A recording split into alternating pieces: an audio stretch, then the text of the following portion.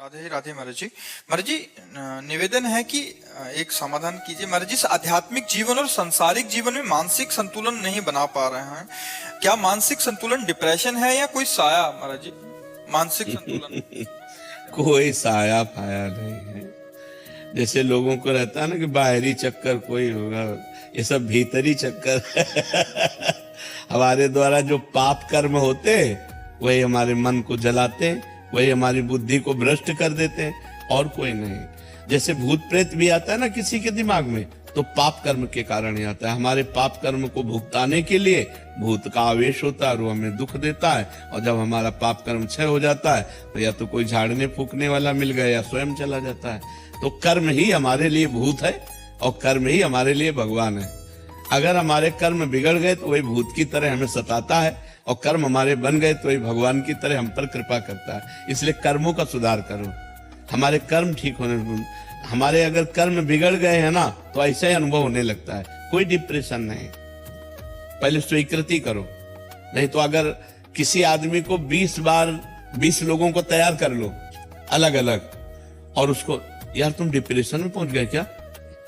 नहीं तो नहीं, हमें तो लग रहा है तुम डिप्रेशन में हो, और चला जाए। फिर दूसरा आवे, यार तुम डिप्रेशन में पहुंच गए क्या? और 20 का है, अगर वो अस्पताल ना पहुंच जाए तो हमसे बात कर लो।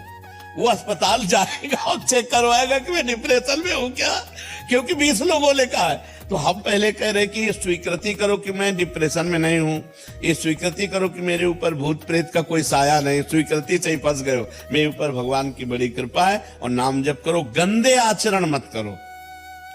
आज हमारी समाज गंदे आचरणों को पाप मान ही नहीं रही है। बहुत जोर से ये व्यभिचार फैल रहा है। ये जो व्यभिचार दोष है बहुत जोर से फैल रहा, चाहे स्त्री हो चाहे पुरुष हो, सबके दिमाग में एक ही बात नाच रही है, बस भोग भोग भोग संसार। ये पाप महापाप है।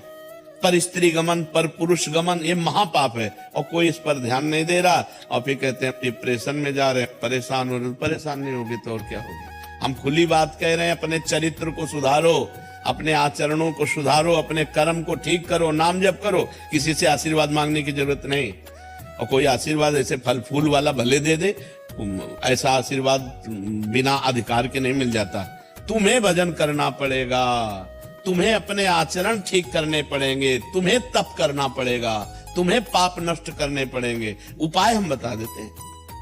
भगवान गीता में अर्जुन को क्या कहते? तुम्हें सहना पड़ेगा, तुम्हें मेरा भजन मन मना भव मद भक्तो माध्याजी माम नमस्कुरु। भगवान सामने खड़े और कह रहे जब तक तुम ऐसा नहीं करोगे तब तक मेरे को नहीं जान सकते। सामने खड़े है महाराज। अनन्य चेता सत्यम, मेरा सतत चिंतन करो। अनन्य चिंतयन्तो माम, मेरा अनन्य चिंतन करो। भगवान बार बार कह रहे, तो हम जब भगवान कह रहे हैं तो हम लोग तो भगवान के दास हैं। सदगुरुदेव भगवान बड़ी जोरदार है विपक्ष, बहुत जोरदार। हाँ, विपक्ष तो जोरदार क्योंकि हमारे स्वामी का ही है, किसी और का है क्या? हमारे स्वामी। तो सोचो, जिसकी एक माया शक्ति इतनी जोर की है, उसकी कृपा शक्ति कितनी जोर की होगी? प्रभु पहले वो कहते थे, अरे ऐसे ऐसे ऐसे थोड़ी का बोला जाता है जैसे तुम मंत्र बोल दिए। मंत्र ही नहीं मिला तुम्हें, तभी तो दुर्दशा है। आप कभी मत बोलना। आप बता दो, वही करेंगे। हम तो रोज चिल्लाते ही रहते हैं। हम एक बात बताते हैं, दिल भर लगे ही तो रहते, इसे भी लगे रहते कि भाई सुधरो, मंगल हो तुम्हारा। राधा राधा जपो, राम राम जपो, कृष्ण कृष्ण जपो, हरि हरि जपो, जो मन आवे सो जपो, लेकिन जपो और आचरण पवित्र रखो, खान पान पवित्र रखो, बढ़िया आनंद आ जाएगा जी।